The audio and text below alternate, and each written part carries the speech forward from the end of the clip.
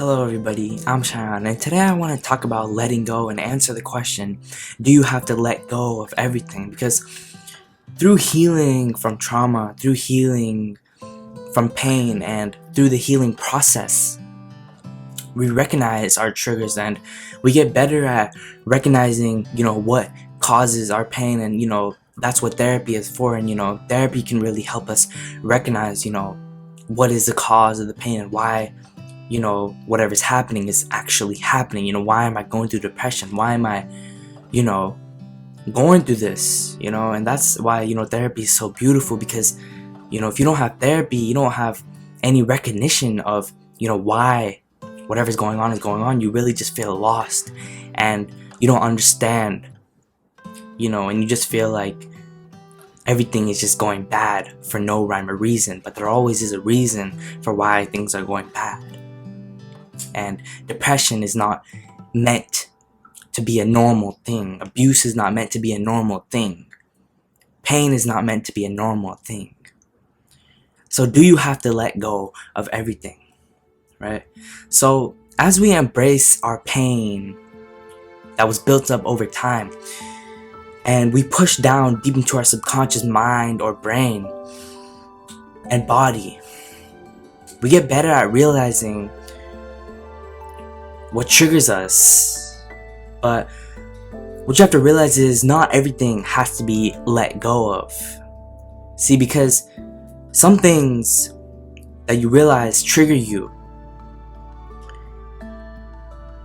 you have to realize that some of these things may be needed, right? For example, some things that may trigger you, for example, maybe working a job, making money. Some things that may trigger you is going to school, getting an education, right? Some of these things are actually important in life, right? But some of these things you just need to push through if it triggers you, because you actually need it in life, right? So that is actually a healthy choice. But some things, you have to be careful when you push through, because it may be so triggering that you may not be able to handle it.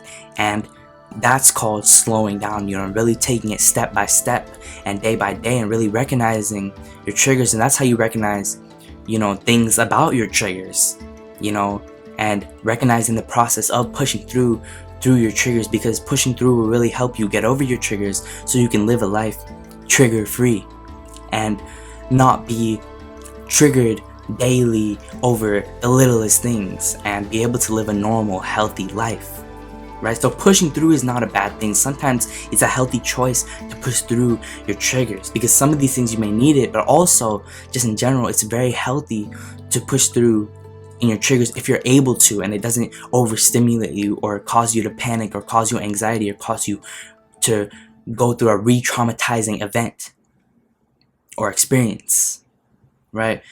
So for example, if you want to let go of your trauma, right, you shouldn't let go of your trauma in a way that you just block it out, right, and push it to the side. No, you have to learn to suffer in a way to let go.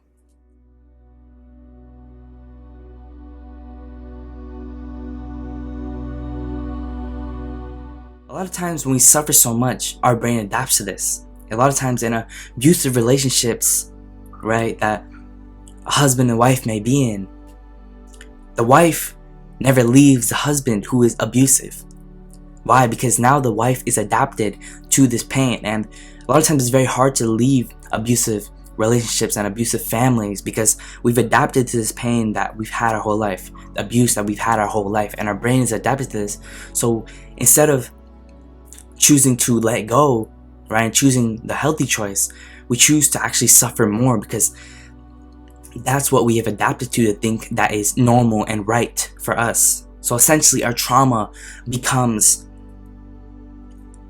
our life, and what's right becomes wrong, and what's wrong becomes right, right? So you have to learn how to suffer in a way to let go. So when you do what's wrong, right, when you start to feed that urge, right, and desire to do what's wrong, what you're really doing is you're not doing what you want to do. You're just doing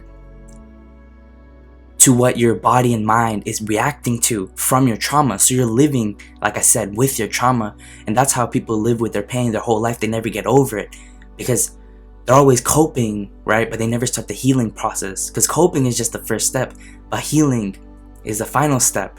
And healing totally is when you'll finally be free from all your pain, right? So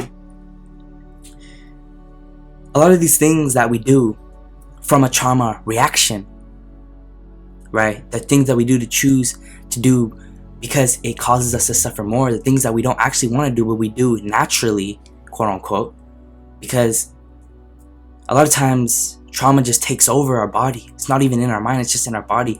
It moves us, right? The pain just moves us to do certain things that we don't know why it's happening, but it's just happening because that's a very deep trauma response that you're just doing. Like a lot of times you may not want to be an abuser, right? But you were abused your whole childhood. So when you do have kids, right, you abuse them subconsciously. You don't even know how it happens, right? You just end up screaming at them, and only after you realize, damn, what the hell did I just do? Because it's the trauma essentially taking over you. That's how powerful trauma can be, and that's why it's so important to heal, because trauma can essentially take over your whole life, you know, and cause a lot of bad things to happen in your life, right? So as a result, you know, from doing and choosing the suffering route, you reach for things that you think are going to fix things, but it ends up hurting you more, right? So it's never a good choice to live a life in extension of your trauma, right? You should never make your trauma you. You should never identify with your trauma. You should identify the trauma and start to heal, but you should never let the trauma take over you, because trauma never gives you an excuse to be a bad person, and that's just not a life you want to live, right? Nobody wants to live it, but it seems so uncontrollable, and a lot of times that's what happens in PTSD and depression. It feels like you're so out of control because you're choosing to do what's wrong, which is causing you to reach for all these things, right? Because you're adapting to the suffering. You're not suffering in a way to let go, right? So basically you're hiding from the pain, and you're choosing a route to suffer, to harm yourself, not a suffering way to let go, right? So you're trying to fix things on your own by just living with your trauma. You're letting the trauma take over essentially, right? But that doesn't mean that you should block it out. That doesn't mean that you should let it take over you. So you have to find balance, and balance is always key, especially when healing from trauma. So because you can't accept the pain, right, and love yourself for it, that's why you feel like everything you try to do is making you go crazy, or everything that you try to do is causing you pain, because everything that you're trying to do and trying to reach for, you're trying to reach for all these things on your own because you're hiding from the pain and you're reacting from your trauma. You choose the suffering route. You choose to suffer, right? You choose to live in a suffering where you choose to identify with your pain. You choose to let the pain take over you. So you're choosing all these things to do and reaching for all these things that eventually cause you to basically harm yourself, cause you to basically, in a way, make you go through more pain, go through more of a great deal of suffering, because you don't like yourself for it. You're choosing to hate yourself for it, right? But that leads to you making everything, right, that you try to reach for, because you're choosing the wrong route of suffering. It makes you think that you have to let go of everything, which is essentially the wrong thing, because you thinking that is a belief that's developing and you getting stuck in your super ego because you're living with your trauma. So when you embrace pain, right, instead of hiding from it, which causes all that BS of you feeling like you have to let go of everything, feeling like you basically can't live, which is essentially suicidal, right? And that's why suicide is created, because we try to reach for all these things. We don't want to talk about our pain. We don't want to open up. So we build up all this pain in our body and hide from it, or don't accept it. We hide from it And then eventually it feels like everything we try to reach for doesn't work, because everything we're trying to reach for is a reaction to our trauma, right? So you shouldn't, sometimes it's good to not reach for anything, right? Sometimes it's good to not try to reach for anything. It's good to just chill and slow down, because trying to reach for all these things, trying to heal so quickly, is actually going to be overstimulating. So too much therapy can actually be overstimulating. Too much healing can actually be overstimulating. That's why, then again, balance is key.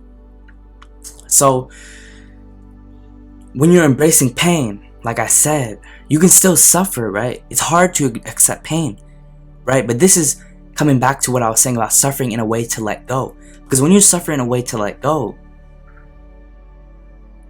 you're loving yourself for your pain, right? And you're using it as a way to heal and let go. So you're not just embracing the pain and it feels too harsh. So then after that, that's a fight or flight or freeze reaction, right? But mainly a fight or flight. You either fight that or fight and just completely go away and hide from the pain, right? No, as you embrace the pain and you realize it's hard and you love yourself for going through something like this, and you realize that and recognize that this is going to be hard, and I accept my pain, and you really try to embrace the pain, and you really do, then you're suffering in a way to let go, and then you can use your pain in a way to heal and also in a way to let go. Because once you embrace your pain, now you have it and it's already recognized and you're embracing it. Now you can use that pain and cultivate that pain in order a way to let go. So that's how you really suffer in a way to let go, because recognizing your triggers can be hard, but that's when you really have to push through, right? And that's how you know that pushing through is actually a good thing and not a bad thing, because you're not suffering in a way to basically harm yourself. No, you're suffering in a way to let go, which is essentially a good type of suffering. It's suffering that is a healthy way of suffering, right? Not a suicidal way of suffering or a way to hate yourself type of suffering, right? So through this, now when you have triggers, like I said, you'll know how to balance out pushing through and letting go, right? Because sometimes you might just have to let go of certain things for a while and let time pass on until you're ready to face these type of triggers and to face these type of pain that you're experiencing, face these type of traumatic events that you may have faced, right?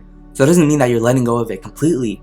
No, you're just really slowing down and letting go in that way of slowing down instead of just letting go completely and just pushing it to the side, because you can't truly let go until you push through.